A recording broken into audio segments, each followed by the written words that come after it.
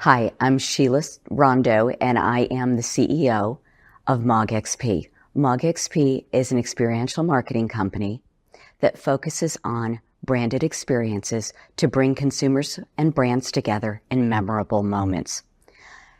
Our show is Legends in Leadership, and our guest today is Sooji Park. And Sooji is the CEO and founder of Spark Chances.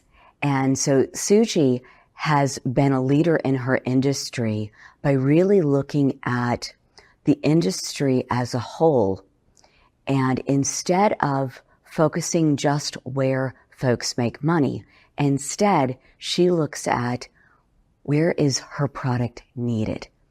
In addition to that, she owns several other companies and is the president of the alumni board at a university, a prestigious one at that, Bernard.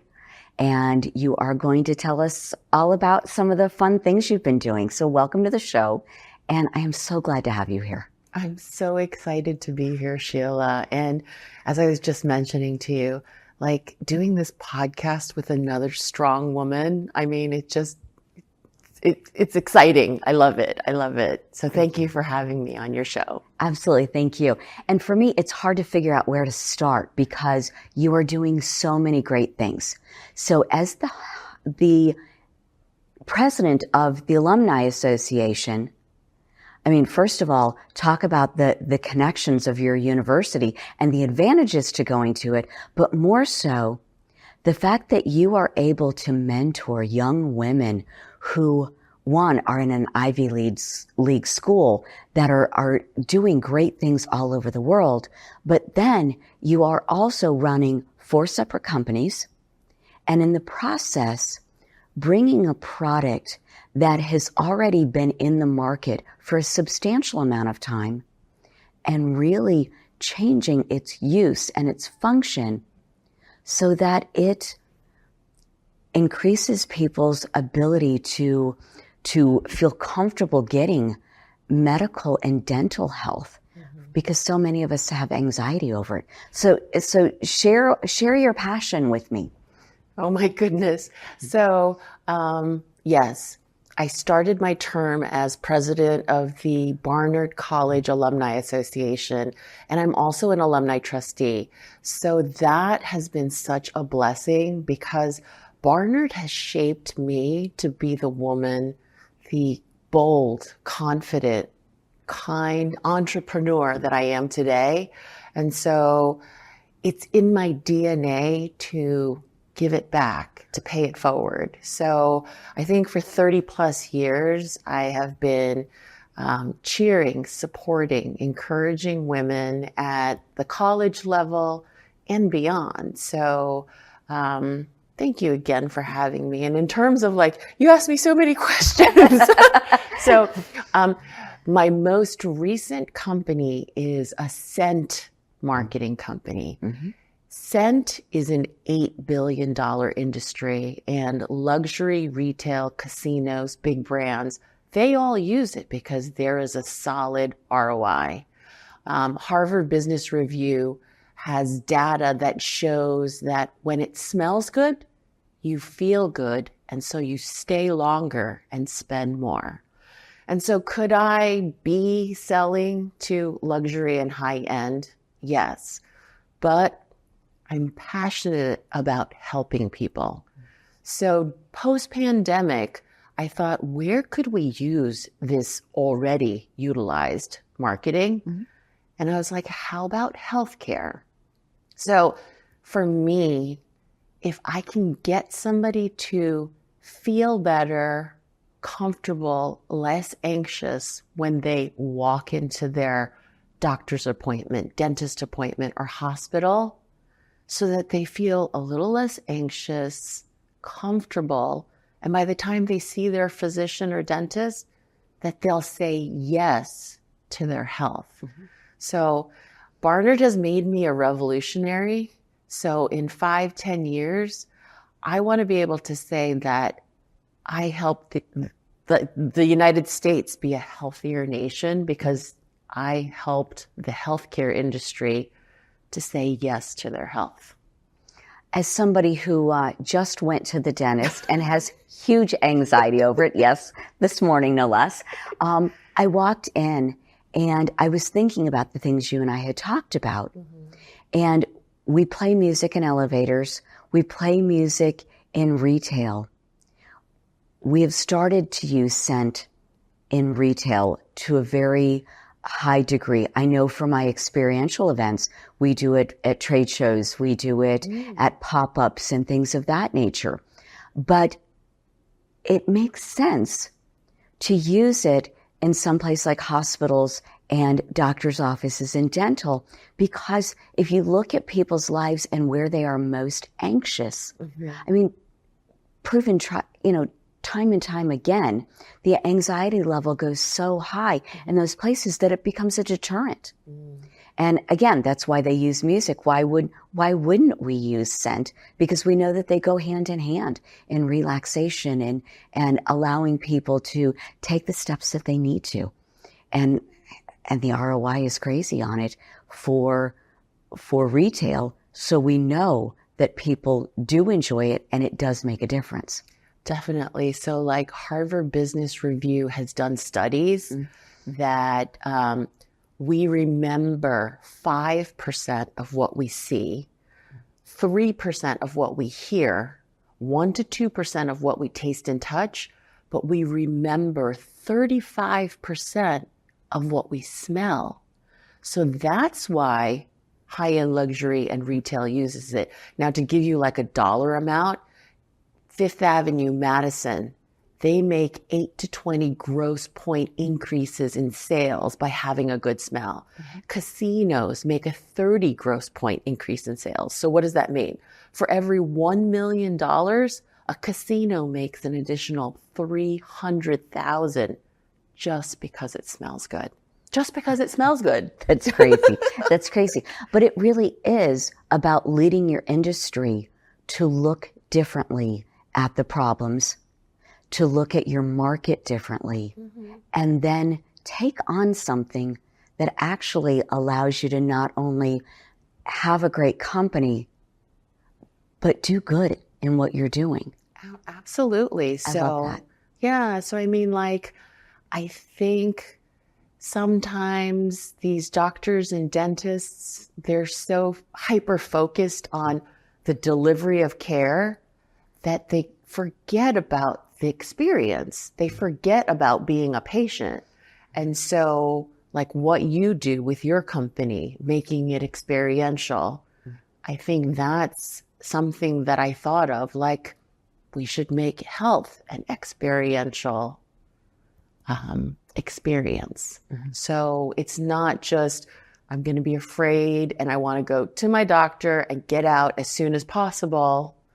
Let's make it a comfortable, pleasant experience so that they can make a healthy and balanced decision for their health and decisions, for their life. So I'm excited. I'm excited because there are lots of different new ways of approaching healthcare in the United States. And I work with a couple of like the best organizations, and the patient experience is high on their list. I mean, for sure, like the healthcare is top notch, but at the same time, they're taking into consideration the overall patient and cultural experience that they provide.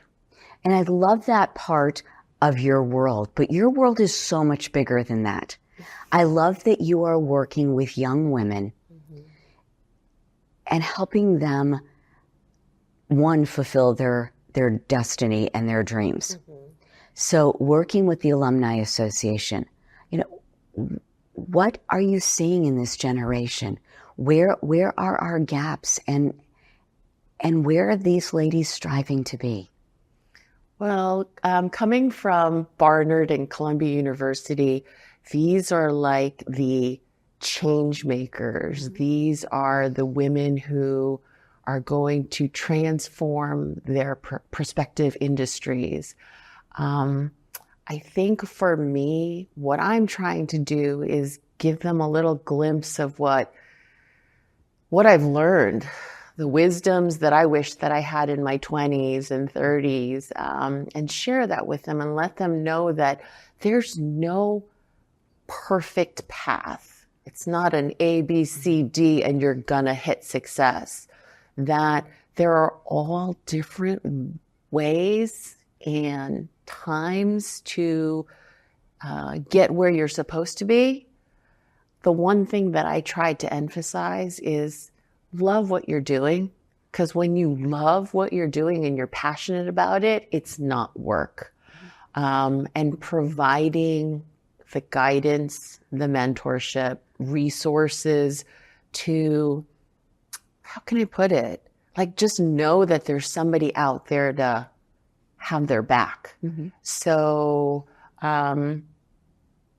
it's not always readily available. I know it wasn't readily available for me. I had to go out and seek mentors and consultants and help.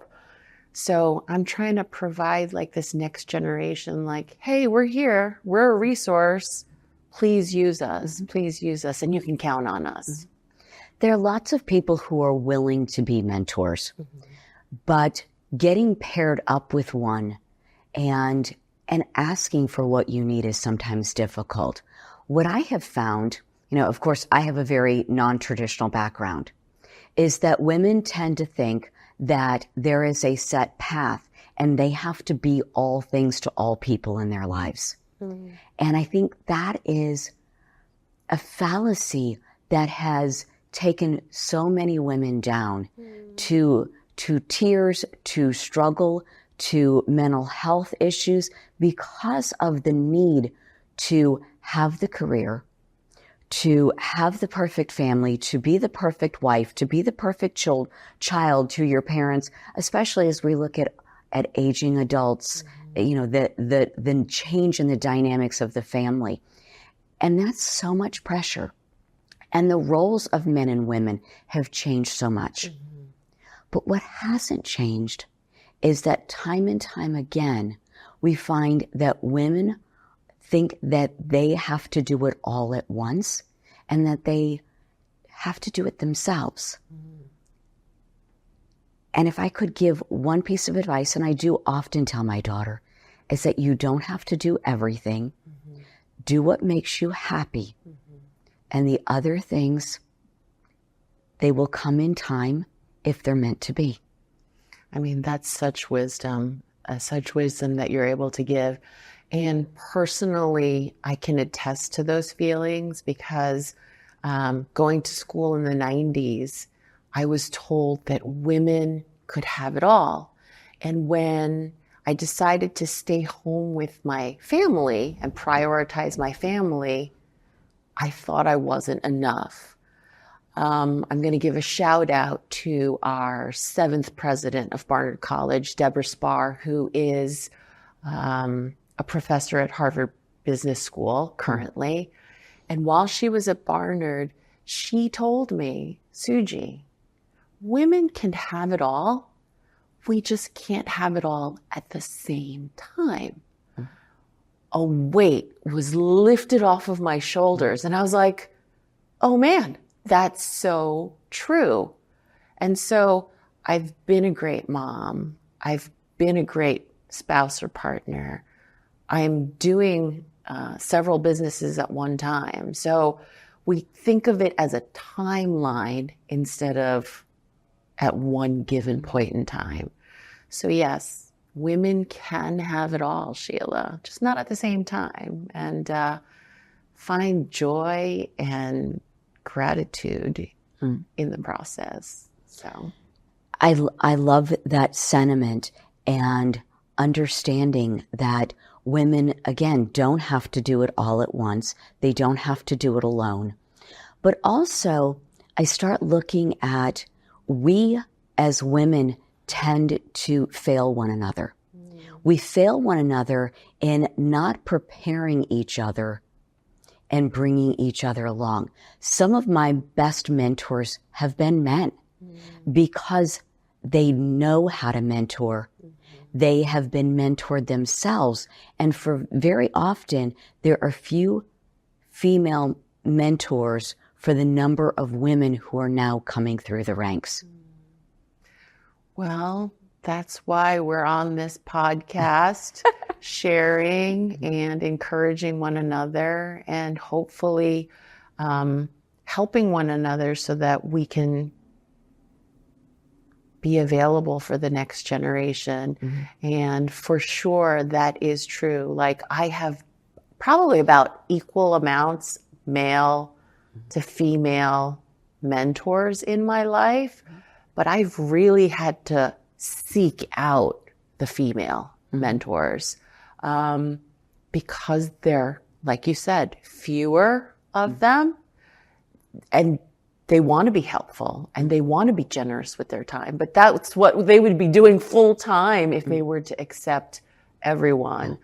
I think also maybe if you're not particularly mentoring, just being available. So I've got 800 seniors who are graduating from Barnard College, and I've pretty much spoken and said, hey, I'll be a resource. You can count on me. And as graduation is coming, like on a daily basis, I've got like anywhere from 7 to 10 messages like, hey, do you have some time for me? And I'm like, oh my goodness, what did I get myself into?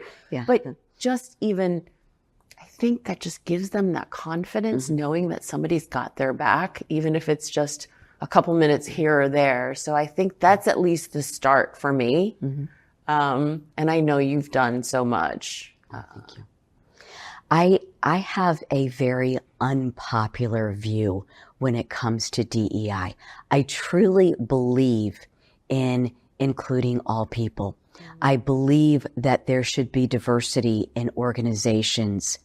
I want people to feel comfortable in being who they are and how they are meant to be. However, I also believe that we are looking for solutions at the top by immediately promoting people into those senior positions when we've done so poorly to mentor them and educate them and train them and prepare them for the slots going forward. There are people who are fabulous at what they do. They step into those roles and they can hit the ground running. I also believe that there are lots of times where there is such a need to be visibly inclusive, to be visibly diverse, that they forget that they need to also run an organization. And sometimes there are people who are ill-equipped, not that they could not be, with great training and a mentor to show them the ropes. But I think very often people are set into positions that fail not because they don't have the mental ability or the capability of doing it, but because they haven't been given the tools. And those tools need to be given at an earlier age and to be nurtured and mentored and fulfilled as they're moving through the ranks. One of the things I noticed in my growing up was that I was told I could be anything I wanted to be. But it was so vast, and not knowing where to start, and having a twin brother who is male and a bunch of male friends all going through the point of where do they want to go and what do they want to do. And they all seem to have been given direction. And I lost the direction part. And it took me a time to find my way. And at the same time, we also have those responsibilities of childbearing and raising a family and some of these gender roles of childcare, cleaning, cooking, setting the tone of the home. So it's not that maybe you didn't have that guideline, but there were other things as well that were expected of you. So in terms of giving a better roadmap to young ladies, I know that at Barnard, we've got this program, this center that's opening by Francine Lafrac. And they are trying to, before women graduate from our college, is give them a wellness, a mental health check, and a financial fluency. Because I don't know about you, but I did not graduate knowing how to negotiate my first lease, how to do my taxes, how to negotiate for a salary. So this is something that we are going to have, I think, starting in the fall of 2024, so that everyone who graduates, every woman at Barnard who graduates, will have this opportunity before they leave. And so I'm hoping that this is something that we can implement across the nation at higher institutions. So not only just for women, but for I have 3 sons. You know, I kind of had to help them with, this is how you do your taxes. Make sure if you can't do it, find an accountant, and all of those different things. So it's starting just a little bit earlier. Yeah, I love that in certain areas we are seeing education really change with the times. It's a shame that it's not changing everywhere. But I did a program a handful of years ago with a financial institution that offered a program to middle, junior, and high schoolers on financial literacy. And watching the light bulbs come on to young people who are learning for the first time that you pick your career and your education help you determine all the other things you want to do in your life. And that they have to balance out to be able to do the things you wish to do. And looking at the fact that if you choose to go to college, then you have delayed gratification. But what is the increase over time versus if you choose a trade? And all of those things you have to balance out to figure out, where do you want to be in your life? And it's so difficult for young people to have that kind of visibility with the changes in the economics, the changes in job fields and advancement. But it also leaves them in the opportunity of the endless possibilities. But to have mentors like you who are working with young women who are starting out in a phase in their lives with a fabulous education, and literally the sky's the limit, to be able to help them take those baby steps that get them to the path that gives them the fulfillment that they need. It makes you a true leader at what you do, and not only in your industry, but at your school and in your community. Oh, you're so kind. That's so nice of you to say. And I mean, to just piggyback on that, I have a degree in bio with a minor in economics and European history. So I went like the loopy-loop way. Like I couldn't figure out exactly what I wanted to do. And I initially wanted to be an obstetrician, an OBGYN. And I did think I would try, I tried after college. Not that I didn't succeed. I never actually finished the application process because there was a family and children. But to go back on what I said, just because you've decided to go to a trade or you've decided to do a white collar job doesn't mean that you can't change your mind and do something else. Fast forward like 20 plus years later, I am not a medical doctor, but I am back into healthcare. And I am an entrepreneur, not of just one business, but of 4 businesses. So the sky's the limit. You don't have to feel like, what am I going to do? And get like all anxious about it. Follow your passions, follow your heart, do what you love. And I'm a firm believer that we reap what we sow. And so I'm going to keep sowing good things. Well, thank you so much for joining me today. This show is Legends in Leadership, and our guest today was Sooji Park. And Sooji, thank you again for being here. Oh, thank you so much, Sheila. Thank you.